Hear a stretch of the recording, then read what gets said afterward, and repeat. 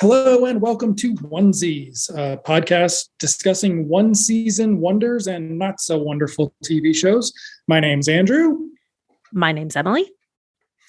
And we are discussing episodes 4 through 6 of 1989's Free Spirit, an ABC sitcom starring Corinne Bohrer, Frank Luz, Alyson Hannigan.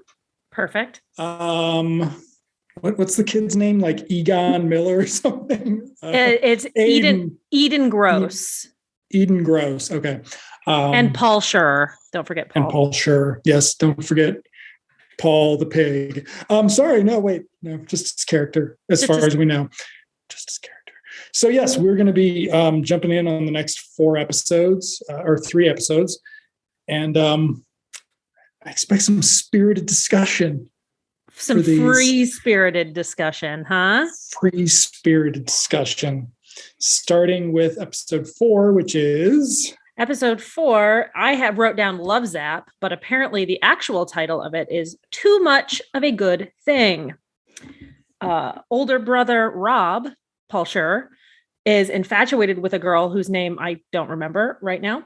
And Winnie puts a love spell on her to soften the rejection, apparently. But she gets, it goes wrong when she gets distracted by a young man trying to remember his locker combination.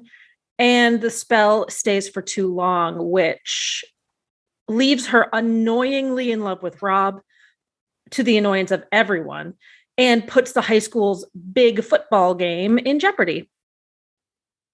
So, Andrew, what are your thoughts?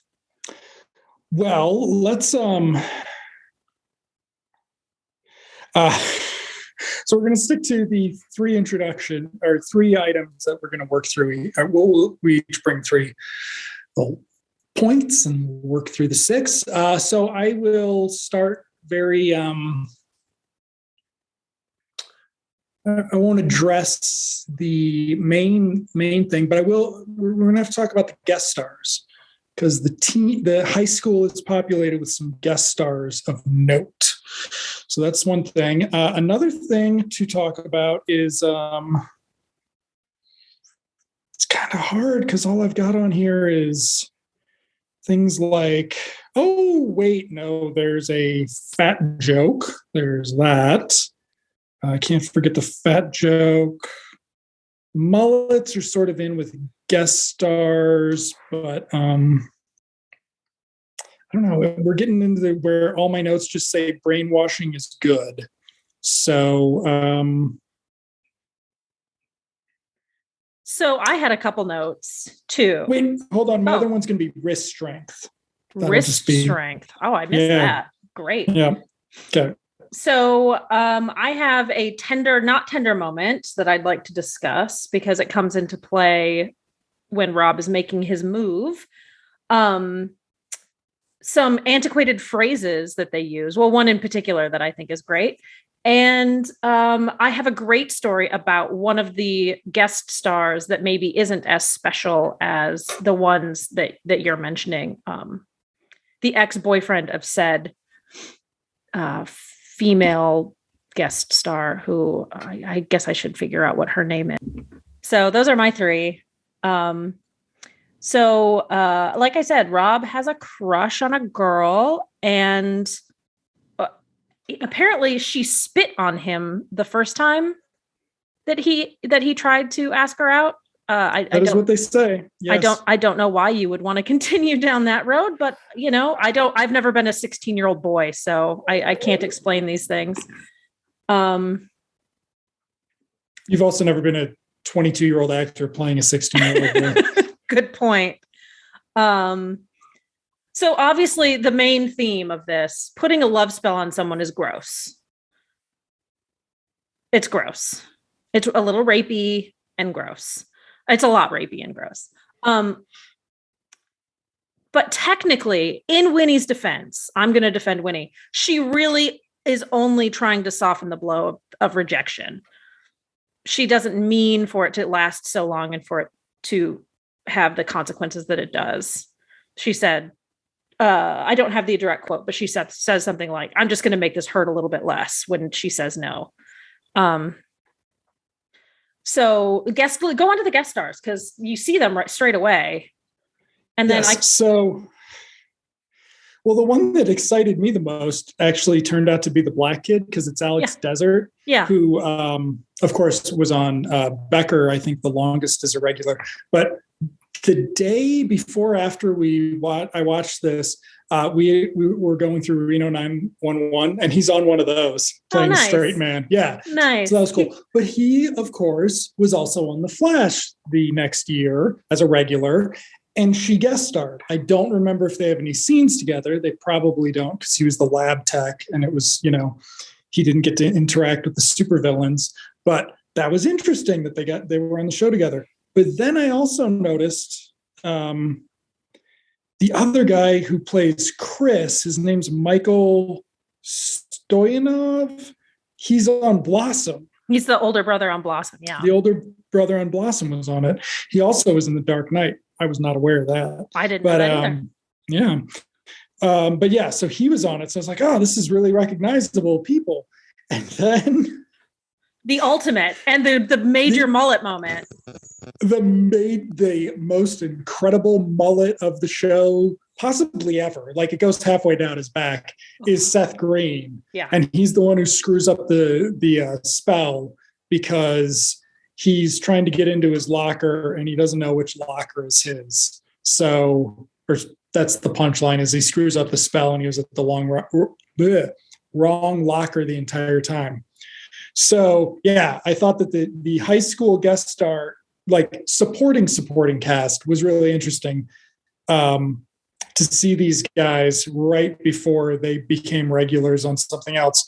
And then the main guest stars, on the other hand, one of them, but the girl went on to Days of Our Lives, and maybe I saw her on Days of Our Lives. That would have been the era that my mom watched it in 91. Yeah, so, I never saw it. She does not have a very big filmography, actually. She only did this. She guest starred on Growing Pains and Sister Kate, opposite Stephanie Beacham. That name sounds familiar, but I don't recognize it. And then The Days of Our Lives. But she wasn't very good. It's a shit part. She's playing the brainwashed bimbo. But the other guy, though, the football player, he was good in his sincere scene, I thought. Yeah, he's playing a big dumb jock, a stereotypical high school big dumb jock.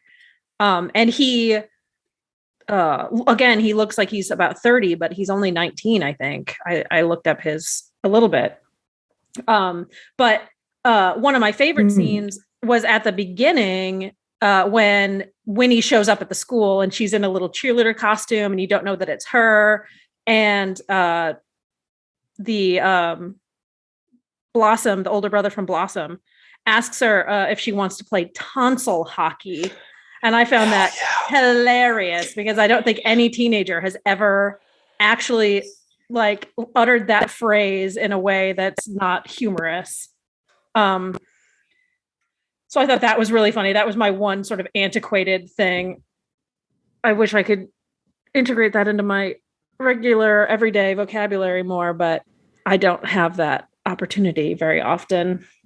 You see some teenagers and you just yell, "Hey, stop playing tonsil hockey." Oh man. No tonsil hockey in here. Oh man. You play that tonsil hockey elsewhere. If I ever see any teens playing tonsil hockey, I will do that. Good. For sure. It's about the only thing in this episode that you could say. It's the least problematic thing you could say to. Yeah. So I'm also very confused, because there's this very, Dad tries to get it to be a tender moment between him and Rob, but Rob's like, listen, I don't want to have this tender moment. I just want money so I can get a limo to impress this girl. And instead, Dad is like, listen, if she's the type of girl who you need a limo to impress, maybe you should reconsider this. So I don't understand why he's trying to impress her. I don't understand why he's in love with her even after having met her. So Dad's advice to him is to just be honest. Just be honest. And in my head, I'm like, I don't understand what that means. But hey, it's a sitcom. Let's find out. And in the scene where he's walking up to her and he's nervously trying to ask her out on a date, not realizing that she's had a love spell put on her, he just starts listing a bunch of his faults, as if that's the thing that's going to attract her to him, is that he recognizes that he has faults. I don't understand it. I didn't understand it. And then Winnie is like, oh, well, I want him to think that his dad's advice worked. And I was like, what advice? He was just shitting on himself. I don't know. I thought that was weird. I didn't like that. That's how you pick up women. What are you talking about? Haven't you seen a Kevin Smith movie? What are you talking? You've seen plenty of Kevin Smith movies. I have. Yeah, you list your faults, and then and they bring you lasagna. It's a grooming technique of a certain type. Like a manipulation technique. I can make him feel better about himself if I just make this lasagna for him every day. Exactly. Yeah. 37 dicks is what I say.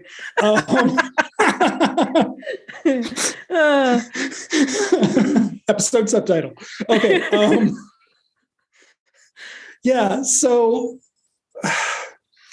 then the boyfriend will show up to confront Rob, and they play it like the boyfriend is well, that's the thing. When you say the boyfriend's a big dumb jock, Rob's an idiot sexual predator.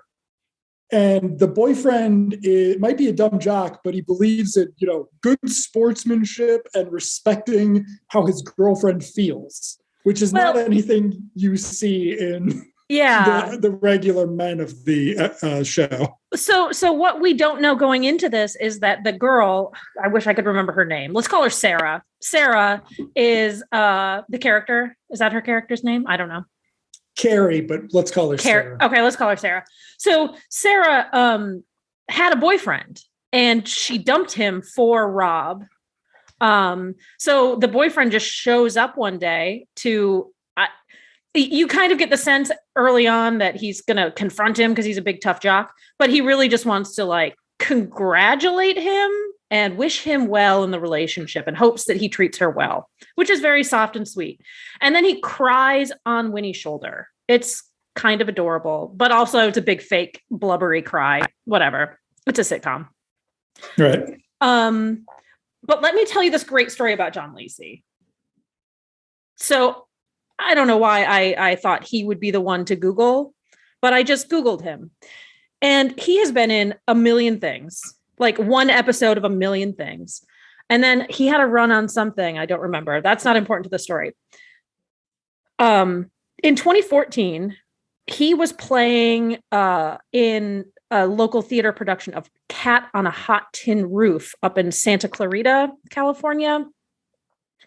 And he was fired from the show because the night before they had a rather rowdy audience. I don't know how much you know about Cat on a Hot Tin Roof, but there's some homoerotic undertones, and one particular group of people in the crowd got a little rowdy and used a homosexual slur toward one of the actors. Not John Lacey, but John Lacey was on stage. And he hopped off the stage and got into a physical altercation with this gentleman. And I don't know if they forced them out, but there were threats of further violence against the cast, against the theater, from this group of rowdy drunks casually using homosexual slurs. And the next day he goes in, I'm getting kind of one-sided because it's from a Hollywood Reporter article that interviewed him, but he said that the theater didn't do a good enough job kind of providing security, providing a safe environment. They let people in too early and plied them with drinks. And so it turned into this rowdy bunch. And he ended up getting fired for his stopping the show to get physical with these people. But I thought that is the type of guy I want to watch in anything that he does. And also, he's a director of 2 feature films. I've never heard of them before, but I would seek those out. So John Lacey, good guy, good dumb jock, good guy. That's my story about John Lacey. Better than the boys of this episode, because when Winnie tells Rob what she's done, Rob says, I'm fine with a brainwashed girlfriend, and it's not till she becomes too clingy and interferes with his relationship with his bros that he needs to get rid of her. Even though the entire school hates him and sister Alyson Hannigan because they're going to lose the game now. And so it's just like, wow. Yeah. Like, this is... Everybody hates him, but it's totally worth it for that big, dumb, brainwashed girlfriend. She's not big. I'm sorry. That dumb, brainwashed girlfriend. You know who's big, though? Oprah. Oprah's big. I don't even remember how that joke came up. That was so stupid. He says something like, I'm just going to go home and watch. It's the jock, I think. I think he goes, I'm just going to go home and watch Oprah, I guess, even though she's fatter. Or no, he goes, is it me or is she getting fat again? And I was just like, wow, that's was Oprah on? She wasn't on ABC. I don't remember.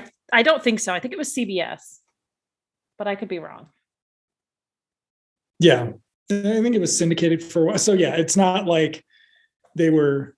I imagine that wouldn't have flown through stuff. But yeah, so it's just like, and you talked about this episode before, so I was actually expecting the boys to be like peeping Toms. I didn't actually realize that Rob was going to graduate to full-on non-consensual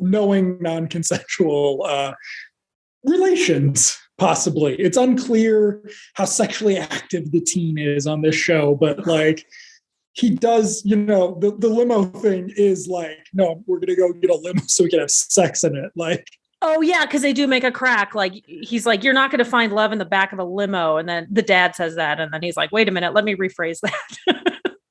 I thought that was creepy and gross too. Parenting from mullet number 1. I'm glad I'm not a parent because that sounds like something I would say. Yeah, I don't know what my wrist strength. I think, were they making fun of? I just have that written down. I don't know if they were making fun of girls for not having wrist strength, which is possible. Oh yeah, I do remember that. Okay. At the end, somebody says, "Oh, Dan Walker, the boyfriend, the big dumb jock, tries to impress his girlfriend by saying, I hit 2 butts with 1 towel." Yes, towel. The towel thing. Yes. And Winnie asks Rob, like, what does that mean? And he's like, oh, no, girls just don't have the wrist strength for it. So Winnie grabs a towel or manifests a towel with her magic powers and starts whipping him in the butt with it, which is also kind of weird. Yep.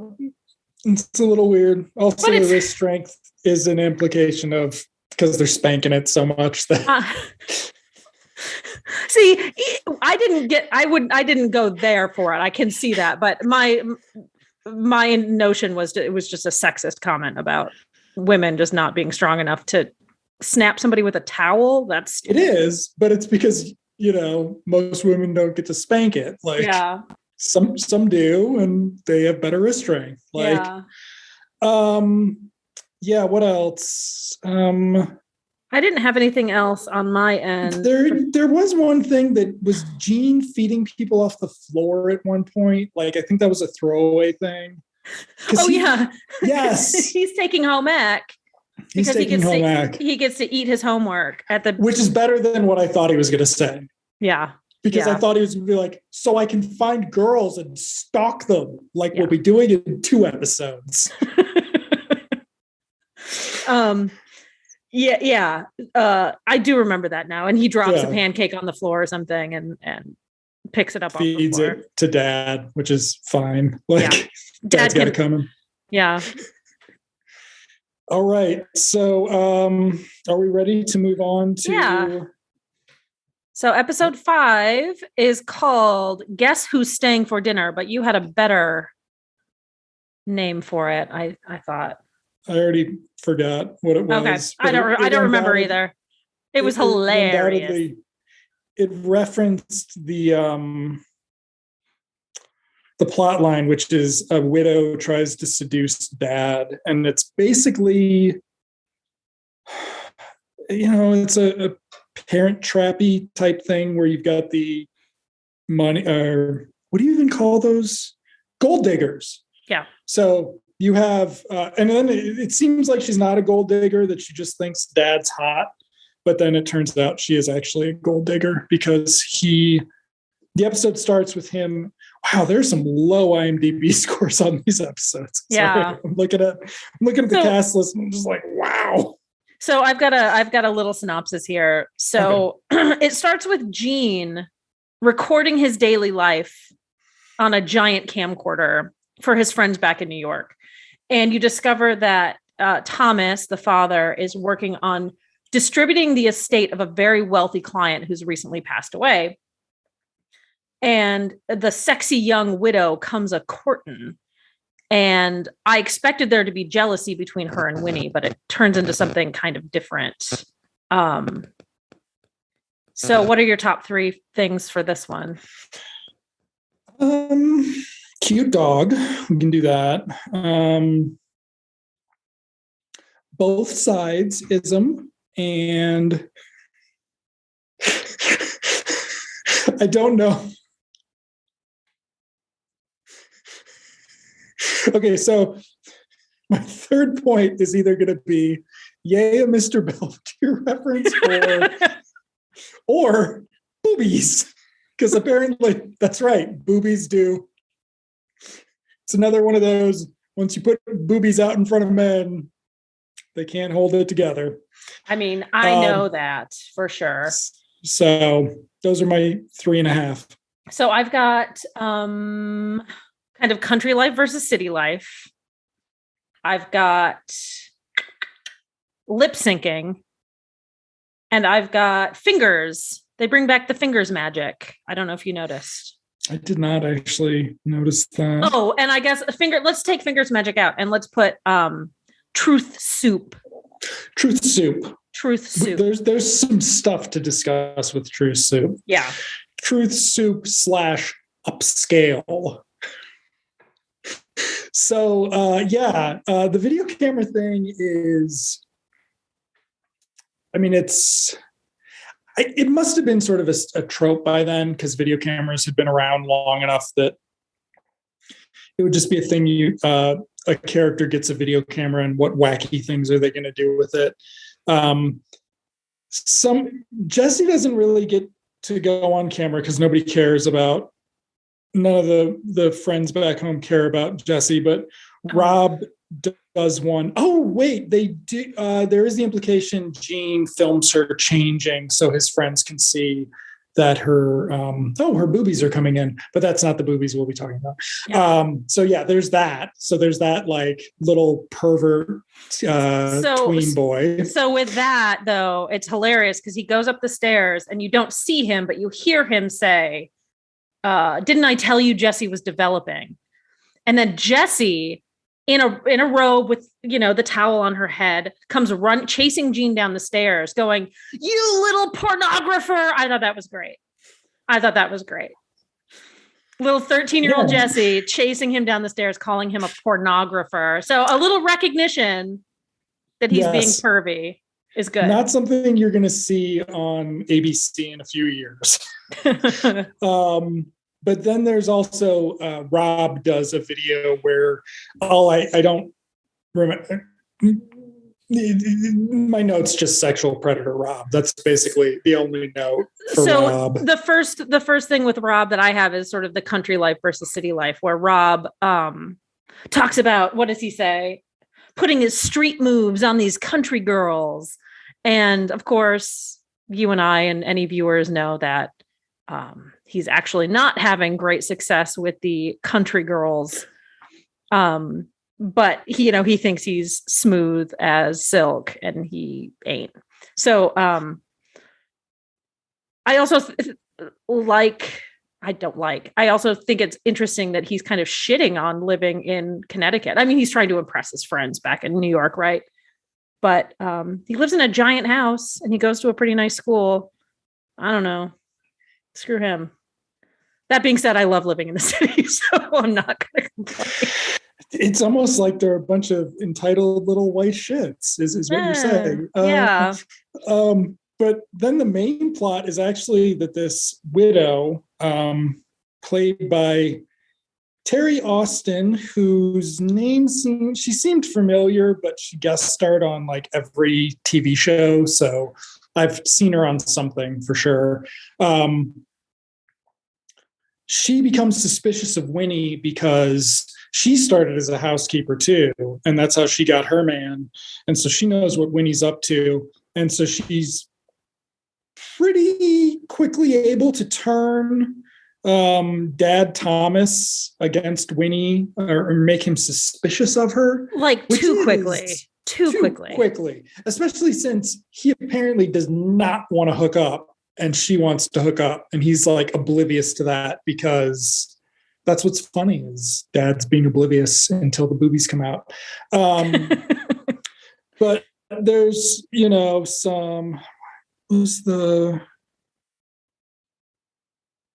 think the both sides thing is Winnie and Dad talking at some point where, it's so the widow runs a background check. Oh, the cute dog. Let's get that over with.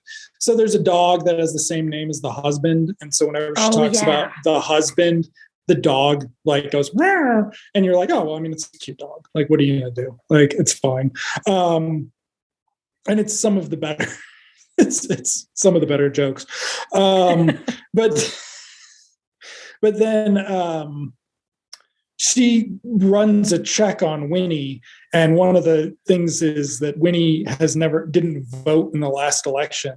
And Dad's like, well, did you see who was running? And I was like, 1988. Wasn't that Bush and was it Dukakis? Dukakis, yeah. And I'm like, Dukakis. Oh yeah, he wasn't a fucking piece of shit war criminal, but Bush was, and we do that. So yeah, both sides, right? Like, it just brought back the memories of, when sitcoms would acknowledge politics existed instead of not acknowledging they exist and just sort of being, capitalistically progressive in that, like, we want everybody to be able to watch our show. But this was still in the age of you had to shit on both sides in order to appeal to the flyover states. So cool thing. And it sets Dad off on this thing where he's going to look into Winnie's background because it turns out he didn't do that. Yeah. When he hired her. So it also sets up this idea that maybe Mrs. Simpson, the widow Simpson, is jealous of Winnie, or she's trying to get Winnie out of the way. So, you start questioning her intentions. And of course, the simplest answer has got to be the right one, that she wants Winnie out of the way because she wants Thomas to herself. Now, there's some other things that happen that kind of back up that notion. She tries to get rid of Jesse. Remember, she tries to suggest Jesse go away to some private school, and she starts naming places where there are great private schools, and she settles on Switzerland or something. And Jesse's response, I think, is great, is there's so much of this country I haven't seen yet. Yeah. But I found it interesting that it sets up this idea that she's trying to marry Thomas and get rid of the kids, get rid of the housekeeper, when in actuality, in the end, that's not the case at all. I found it really odd that they did all of this work to set up this notion that is, again, the simplest thing, the easiest thing to extend your imagination to. And then it's totally not that.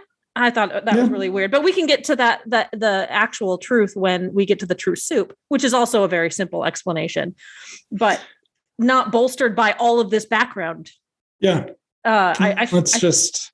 It's a long ass con. Like, it makes no sense. It made no sense to me.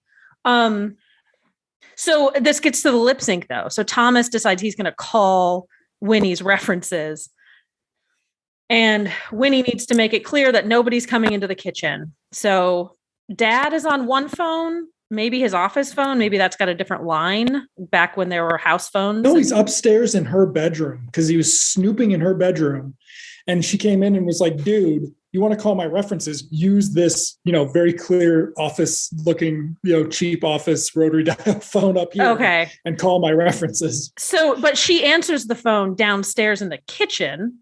Maybe it's a different phone that she has. I don't remember how that works. She manifests a switchboard. Oh, okay. Okay. Yeah.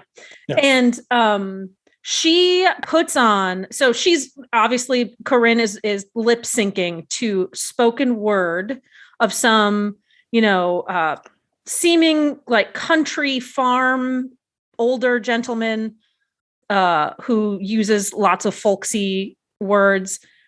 I thought that was so stupidly funny. Yep. I loved it so much because her face changed while she was talking, and she had to keep moving her head kind of along with the dialogue. I put in all this effort to make her voice change to sound like an older gentleman with a Southern accent. And I thought that was just hysterical. It was great physical comedy on her part. And she didn't quite get the lip sync like 100%, but it was pretty good. Yeah. That's one of the weird things about the show is it doesn't spotlight her as much as it should, but also B, as much as you think it would. Yeah. Like it really is a family sitcom where, the mom / housekeeper just happens to be a witch. Like, yeah, it does not come up as much as it seems like it would now. But yeah, so she convinces him that she's a good employee. It's funny because it creates this backstory for Winnie that like she worked on a fucking ranch. Like, cool. She was a housekeeper in their house, I guess. I mean, they have houses too. I don't think she was supposed to be a farmhand. I think she was, a housekeeper. Yeah. That's true. Yeah. I mean, didn't you ever watch, what was that Nickelodeon show about the ranch? Hey Dude. Or whatever. Hey Dude. Right? I mean, I watched it when I was like a baby. Don't be sexist. Like, women can be ranch hands too, dude. Like, I'm not being sexist. I think the dialogue set up that she was a housekeeper in their house. Okay. Well, I don't know what it would take to get us to do a podcast where we look at the scripts for Free Spirit. But yeah, I haven't been typing out all of the dialogue. So speaking of the dialogue, the Mr. Belvedere reference comes up because then we get back to the widow confronting Winnie about how she wants to get rid of her and get Thomas a housekeeper who looks like Mr. Belvedere. And I'm just like, wow, Mr. Belvedere references. Like, it was already, because I just remember on the sitcom Ned and Stacy, which I need to watch again. That was a whole subplot, was that the guy loved Mr. Belvedere and everybody else is like, dude, Mr. Belvedere sucked. That show sucked. And I'm just like, was it? Yeah, I'm looking at your face. I know. I don't remember Mr. Belvedere sucking, but it's like. I watched it as a kid and I liked it. I mean, I know that I was a kid, but it has one of the all-time great theme songs. Whatever. It does. Okay, so there's the Mr. Belvedere reference, and then they're going to have a date night, and Winnie's going to cook for them. And what does she cook for them? Fruit soup. What's up? And that's when Terry Austin actually gets to be good, is when she's like, oh man, you're so boring. I just want to hook up with you. So like, since you're the executor of the estate, I can get some money. Yeah. And Dad's like, I think you should leave. And she's like, God, I can't wait to get out of here. Yeah. Like, yeah. She drops her kind of snooty demeanor, her sort of upper class. You have to be polite to people, even if you're being, and she just rips into him. But her the revelation, I guess, that Thomas is having, that she's just using him to get more money from the estate, again, goes counter to the entire plot before that. So much work she put in to get rid of his family just to, she just was being shitty. But I mean, that kind of makes sense. Like, I'm sure, well, no, because her backstory is she was a housekeeper who then, there's not a lot of, I'm not sure, because then Thomas says she's well educated, but I mean, I guess she could have been like a Vassar educated person who then became a house sitter so she could gold dig. I mean, that's not impossible. Yeah. I'd watch that show. I'd watch that show. Right. Like, it's a true crime show. Yeah. But then Thomas is going to eat some of the truth soup. Did you want to say we skipped over boobies, which is just that the widow is wearing something low cut and Thomas just can't handle the vavoom of it. Like, he's just like, wow. Well, somebody spills something on her, right? Wine. Does Winnie spill wine on her or force her to spill wine with her magic? And so something like that. And so she takes off her top layer, I don't know, blazer, a sweater, I don't know. And then she reveals, it's not super revealing by today's standards, but it's a low cut, no sleeve silk blouse. And it's wet now. Ooh, titillating. And isn't Rob looking in from the other? Yes. And Rob's looking in from the kitchen. They're like, how's it going? Rob's like, Dad's doing great. And it's just like, yeah, because Rob doesn't know that they're trying to get rid of her. Like, there's a cut scene where she does a stepmom seduction on Rob, probably. And he's for it all the way. Totally, 100%. Like, he's going to kill his dad and marry his stepmom. Like, that's how the show ends. Before we get on to Thomas having the truth soup thing is also a little bit rapey. I mean, it's not for the intention of seducing somebody, but it is sort of unwittingly giving somebody something that's going to change their behavior. Yes. Also, the other thing with it is Winnie can't use her magic to make that. It's a manual recipe that she needs help with. Right. I forgot about that, but you never actually see what it is. Right. But yeah, the kids or Jesse and Gene. I want to call him Egon. Jesse and Gene have to help cook the soup, which is okay. So are we ready to talk about the denouement of truth soup? Go for it. So basically, Thomas, after the widow leaves in a huff, Thomas is in the kitchen eating truth soup, and Winnie comes in, and they have one of their, did they have a romance arc going, where Thomas opines that maybe he doesn't need an upscale, classy woman. Maybe he needs, somebody who's down to earth, which is low class, like Winnie. Yeah. Somebody who's a little bit more down to earth. And then what does Winnie do?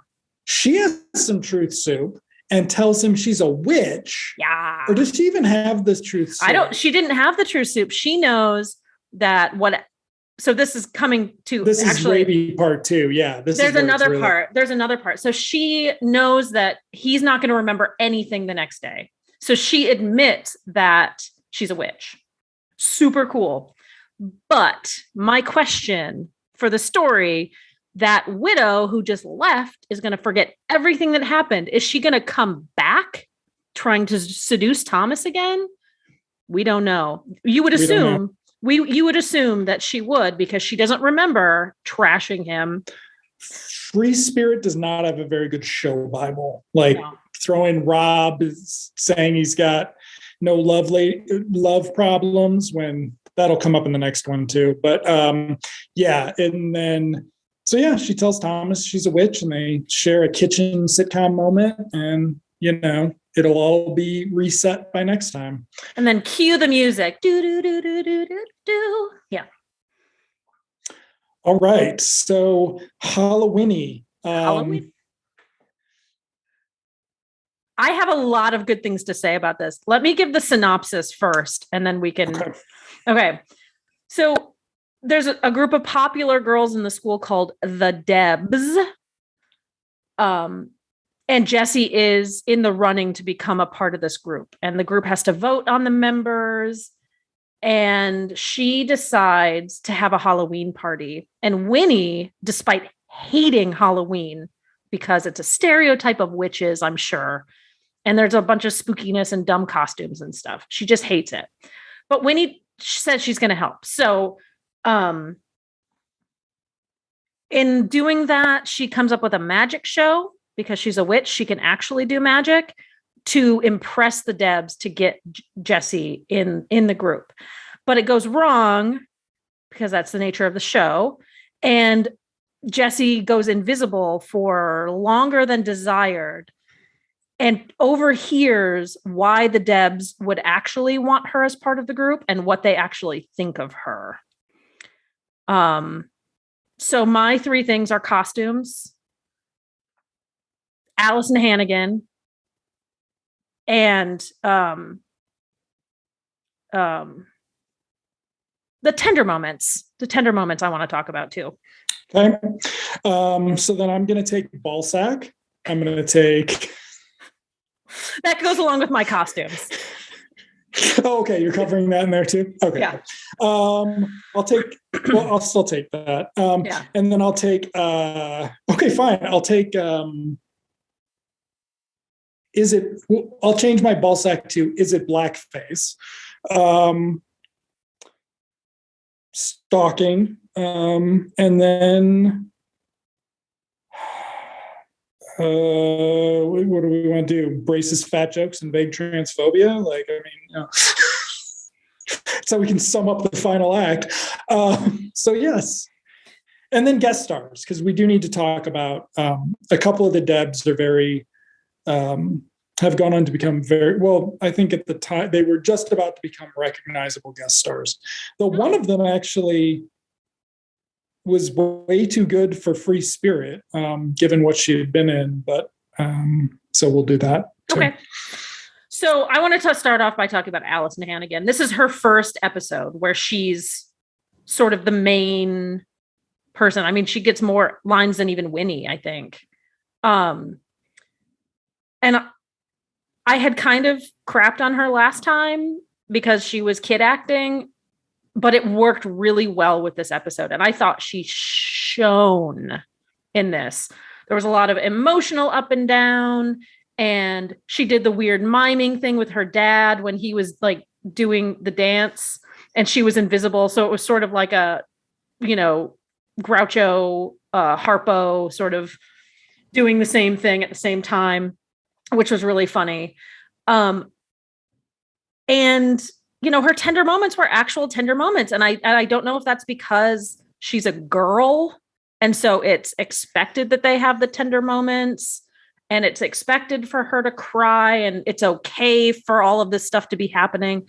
But I thought it was really good. And Dad interacting with her, I thought was so great. I thought it was really good. I loved that about. Well, and so let's actually kind of get to that first then. So her conflict is that the Debs want her there because she's got a nice house for parties. And they all think Rob is hot. And I'm like, you're not going to think he's hot when he's fucking molesting you next week, but okay. I'll have to send you a Guardian article. We'll talk about that later. Comes a fucking cult leader is where Rob ends up. But her conversation with Dad is she brings up those points and she's like, but do I want to still be in the Debs? And he's like talking to her about how she's got to think these things through, whether or not like you want to be friends with people who are like knowingly, do that. And so I was actually surprised when she's like, all right, let's be a Deb. And I mean, she backs out because they go a couple bridges too far. But yeah, she has like an actual character arc, which. Yeah. And the dad, I loved the conversation they had when she was like, why can't you just make this better? Why can't you just click your fingers and make it better? And Thomas says, I used to be able to do that. I used to be able to like kiss your boo-boo and make it go away. But now you're a grown up she's not a grown up, but now you're older and you have to logic this out yourself. Yeah. That was that. And I mean, the show hasn't, if they've done like character arcs before, it has just been about like Gene playing sports or something, or Rob trying to rape somebody. So this was like the first time that it really was an actual like sincere growing pains moment, not growing pains, the sitcom, but like growing up moment where you're finding out that, kind of sucks. It sucks having to make decisions for yourself. Right. So yeah, that was cool. I like that. But then, what were your other points? Costumes. Do you want to do? We'll lead into Halloween. Yes. So because it's Halloween, there are costume parties to attend. Things happening. I don't remember what Allison Hannigan's costume was, but vague princess. Okay, like party princess. Yeah. Winnie was dressed up like a magician, which was cute. Dad had two costumes. We'll talk about the ball sack, or the giant turd, as they refer to it in the show, which ends up being, what does he call it? A dancing raisin, a California raisin, essentially. Which is where you're like, is this or is this not actually black? It seems kind of... He doesn't actually have paint on his face. He does not have paint on his face, but he is... He's wearing a costume that's supposed to be a raisin, but it's brown. Yeah. And raisins are purple. A dark purple, but and then he wears a yellow Donald Duck costume. Like they were scared of pissing off Disney, which is hilarious. Like this must have been on the table when ABC was getting bought out. They're like, you can finally use Donald Duck in Free Spirit or something. So what I loved about the costumes is that particularly Thomas, the father, isn't afraid to be silly. So whether it's a turd, whether it's a ball sack, whether it's a California raisin, he's not afraid to look silly. And I just think there's not enough of that nowadays. People wearing dumb costumes, like silly costumes. For his work party, which I sort of missed. I missed that initially. I was like, oh, he's just dressing up for Jesse's party, because why the fuck wouldn't he hang out when his kid was having a party? Like, wouldn't that be okay? That's what you've got a housekeeper for, duh. Silly me. But no, then he's got a work party that he's going to, which, he just this absurd costume. So it's kind of funny. Gene goes as we'll get into stalking now, because it naturally goes from Gene's kind of shitty dinosaur costume. I mean, it's fine. Like it looked like a costume for like a 6-year-old. Yeah, it's like it was cute. It was cute costume, but he was like, if he's 10, I don't know. Yeah, especially because they established like latex horror masks earlier, that he then does a little dinosaur costume. He wants Rob to take him trick-or-treating, and Rob's like, no, I'm not going trick-or-treating. That's dumb. And Gene's like, but I made a list of all the cheerleaders' houses and all the girls in whatever club. And Rob's like, hell yeah, let's go. So Gene is being resourceful. He wants to go trick-or-treating. He knows how to get his brother involved. It's creepy and stalkery, but he knows what to do to get his bag of candy. Which he then, why does he have money at the end? Because people used to put money. You never got money? No. I'd get like money on like a quarter here, a quarter there, a penny sometimes. I mean, people really. I grew up in a poor place. This is Connecticut. I don't know who's giving out quarters in Connecticut. They be giving out like full candy bars and like rolls, like what the fuck? King size Snickers, baby. That's what I'm expecting. So okay, I thought that meant he was selling candy, but okay. No. So yeah, at the end of the episode, they're going to go over their haul, and it's a tender brother moment where Gene looks at his candy and his money, and Rob goes over the girls' phone numbers he got, and he throws out the ones with braces are the ones that have put on weight because he's a piece of shit. I had that written down and I forgot what it meant. I had it written down like something like, oh, she's ballooned. And it was like, ew, what a pig. Yep.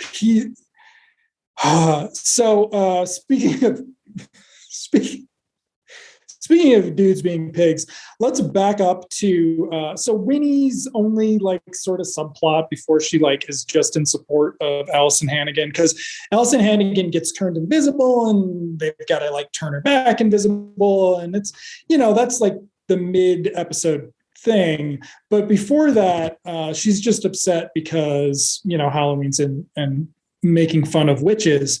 And Dad says something like, if I ever see a good looking witch, I'll eat her broom. And like, there is no, like, I don't think there's any sexual connotation to it, but I'm just like, I have it written down and I'm just like, there's a very hard way to write that down. Like, how do you look at that? I notice good looking witch, I'll eat her broom. There's no real way to look at that and not be like, okay, that's... Next week's assignment, besides watching the episodes, is come up with some kind of sex act that's eating a witch's broom. Brooms do come back later because yes. They're going to invisible fly and really stretch the budget. And Thomas sees the brooms at the end of the episode and, oh my goodness, how could there be brooms? What that it's so... Winnie and Jesse come back in after having flown around. They turn themselves invisible. Their hair's all messed up, which I think is hilarious. And yeah, Thomas leaves and sees their brooms. I mean, I think we said earlier on that the Jesse and Winnie bonding was like one of the more the areas where the show actually had potential. And like, so it's cool that a Jesse episode pays off, because I mean, the show really kind of treats her like shit. She is the butt of the boys' jokes most of the time.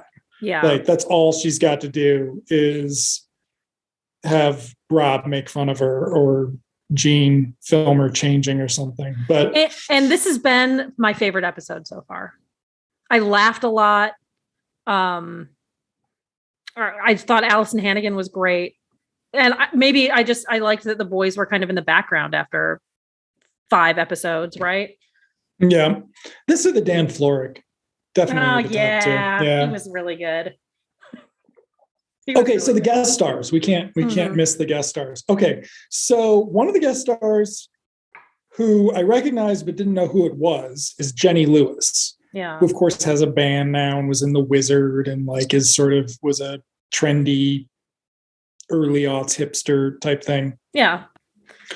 And this is actually the same year as The Wizard. So I assume that means that, aired in October. So she was a movie star doing TV.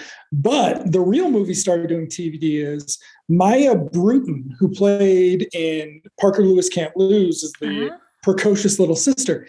But at this point, she would have been better known for Adventures in Babysitting. She's the Thor-obsessed kid. Oh. And it's like, right. And it's like, that's right. Adventures in Babysitting, despite being exceptionally popular with anyone between the ages of, I don't know, 10 and 17, did not like have much cachet in Hollywood, I guess, because she's not the lead girl. She's just like, she's got a couple of lines, but she's like definitely sub-tier or not top tier dab. And then Jenny Lewis is the chief dab. And we find out that she picks all the clothes out and she determines what all the girls have to do. And so I mean, go ahead. I was going to say that is actually also mature, that the friend ditches Jesse for the Debs. And they're like, I mean, we're going to still try to be friends. I hope we can do it. Like, there's not a happy ending to this. Like, Rob gets rid of his clingy girlfriend or whatever. No. Like, there's character work here is what I'm saying. So I've been a 13-year-old girl. And I don't remember. I do remember there was a clique of the popular girls. They didn't have a name. They didn't have special jackets that they wore. It's not freaking Grease, the Pink Ladies or anything. But there were only like 4 of them. And I had a group of, I don't know, like I wouldn't call us outcasts or anything, but there were probably at 13, how old was I? Like 7th or 8th grade. There were probably like 15 of us. I think I would much rather go with my group of friends who didn't all look identical, who didn't all do their hair the same, who didn't all wear the same clothes. While I understand the social pressure, like if you have a group of friends and you're 13, you don't necessarily want to be a part of the popular group because you see that they treat you like shit and they treat everybody else like shit and they treat each other like shit. And that's basically all they're doing. Yeah. Like when they say, what are the Debs for? It is just being shitty. Yeah. Like, because they're still tweens basically. So they're not like after the boys yet. Yeah. It's really just being mean and setting yourself up as better than everybody, even though everybody hates you because you're a bad word, because you're shitty. So yeah, there was a movie called Debs that was not about this. It's not a Free Spirit spinoff, but that stood for something else. That's in the Debs movie from 2004. That stood for Discipline, Energy, Beauty, and Strength. So, but I assume that sounds way better than the Debs group in this episode. I mean, I think this is just like debutante shortened, right? Oh, yeah, maybe, yeah. Because I was wondering, Chris is Jenny Lewis, the president for life of the Debs. Why wasn't it called the Chris's? Why was it called the Debs? But that makes sense, that it's short for debutantes. But then also, when I Googled it, I was unaware of this. A school's Debs, also called grad or grads, is a formal ball for students in their final year of secondary school in the Republic of Ireland, analogous to the prom in North America or the school formal in Australia. Isn't it? So, I mean, it's like, this is a weird episode that other than the pervy brothers, because Gene's enabling, Gene's an accomplice to stalking, to creeping. Yeah. And then I thought the costumes were funny, but I thought that, Frank Luz is not a great comic actor. Like, no, but he killed it with timing. I mean, he was wearing that dumb duck costume, right? And he's having the tender moment with Jesse, and he says something like, "Why would you take advice from a man in a duck costume?" And he kind of like forgot for a second that he was wearing this stupid costume. Yeah. He's like, "Oh God, I look like an idiot, even though I'm doing this." It was so funny. Yeah, I feel like that worked in his favor, but with the ball sack one, like the real punchline for that is when they come out and one of the Debs is like, "I have a rabbit," and that's what he's dressed as. Like, because the joke is he's dressed as a rabbit turd. Yeah. Yeah. So I feel like, that's rough because sitcom dadding isn't actually as easy as one would like. We only remember X amount of sitcom dads for actually being good. So it's not actually that easy. But he does a lot better with the drama than he did with the comedy. Yeah. Yeah, definitely the most successful episode. But again, oddly, very little to showcase Winnie. Yeah. Like, even with the magic, yes, she's dressed as a magician, but she's dressed as a leggy magician. Leggy one. Leggy. I took a little snap and sent it to my husband. There are no close-ups of her when she's in her magician's outfit. It's all long shots. It's all legs. All you can see. So, but yeah, and I was actually not paying enough attention at the beginning of the Jesse and Dad scene. And I was like, how the fuck can he see her? And I was like, oh, because all of a sudden Winnie, who couldn't change her back into being fully visible because too many people are fucking around trying to do magic on Halloween, and it clogs the magic pipes, which is part of the free spirit continuity here, or world building. She just like teleports in, fixes it, and teleports out. And I was like, just in the nick of time. Just in the nick of time. And I was like, if you had this power, you could do all the other episodes would be different if you could just teleport around. Yeah. And the other thing that they don't keep up with is Rob makes a comment that no girl has ever dumped him. And then we just watched his ass get dumped 2 episodes ago, right? So, again, but yes. He's a 16-year-old braggadocious teenager, right? He's got to look cool at all costs. So Paul Scherer runs a realty company in Indianapolis now. Oh. And like, I mean, his number's on the internet. I'm just like, could we call him up and ask him if he wants to do an interview, how he felt about playing this guy? But like, the fear is he'd be like, that guy was fucking great. Like, the fear is that he'd just be like, what am I supposed to do? I was a teenager. I mean, how old was he? That's better. He was 20. I think he was early 20s.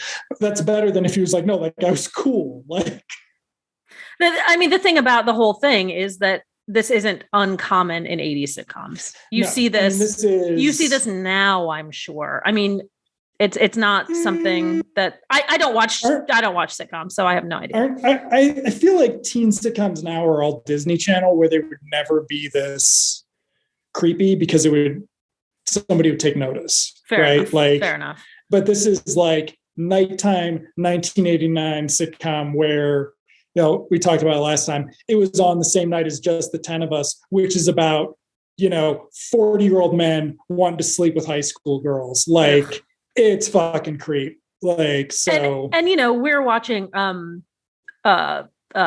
this not a teen show, but we're watching Night Court. And we're always like, shock, look at each other, go back to watching at the jokes that they get away with on that. And that's not for teenagers, obviously. So it's more, but it's spooky. So we're 87, I think, is where we are on Night Court. And it is shocking what people get away with. And that's NBC, right? Yeah. It's shocking the jokes that they got away with. The sexism, transphobia, homophobia to a certain extent. Yeah, homophobia for sure from Dan. Yeah. And just like poor Marky Post, whatever your feelings are aside, just keeps getting to put me on the spot. Because she gives a terrible, awful performance doesn't mean it's okay that her character is just there to be sexually harassed, molested, constantly. That's what her point on the show is. That is her role on that show, and to talk about how much she loves Princess Diana. Those are the two things she does. Whatever. That's it. Are we gonna have a Night Court podcast? Oh my God.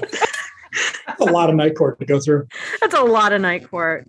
But yeah, so I guess it is fairly typical of 80s sitcoms for this type of material to be going through. And so contacting Paul Scherer now, he might just be like, I mean, I didn't see what the problem was because I was seeing it on TV.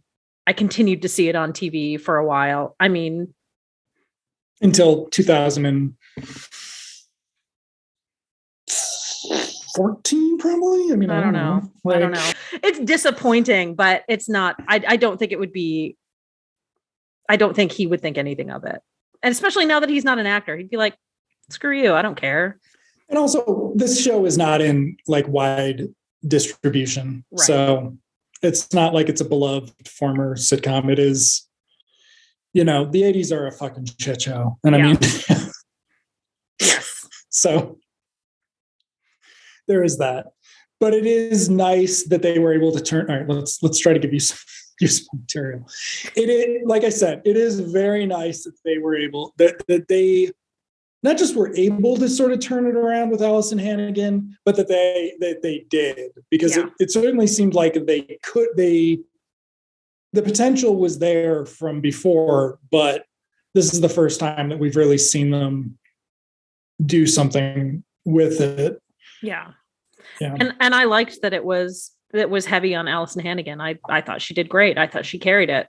I thought she did fantastic. So yeah, I mean, her character's not one note, and the boys are pretty one note. Like, so's Dad, but yeah.